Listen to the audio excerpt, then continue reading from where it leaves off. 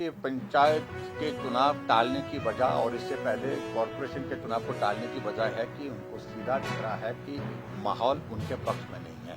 चुनाव होंगे, आनेंगे, कांग्रेस पार्टी हारेगी, पूरी तरह से हारेगी, इसलिए चुनाव को टाला जाए। क्या लगता है सर, क्या वजह है, क्यों टालना चाह रही सरकार? देखिए, सीधी सी बात है कि पंचायत के चुनाव टालने की वजह और इससे पहले कॉरपोरेशन के चुनाव को टालने की वजह है कि उनको सीधा दिख रहा है कि माहौल उनके पक्ष में नहीं है।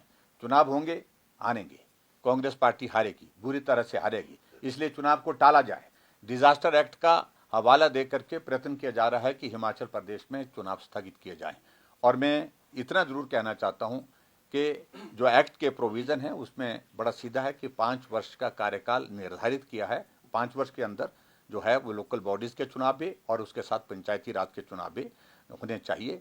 और उसमें डिजास्टर एक्ट का हवाला लेकर के ये अपनी जान को बचाने की कोशिश कर रहे हैं। और पिछले कल जिस प्रकार से कोर्ट ने भी संज्ञान लिया और उसके साथ election commission, state election commission ने भी लिया है, इसके कारण बहुत बड़ा प्रश्न कांग्रेस पार्टी की सरकार के ऊपर खड़ा हुआ है।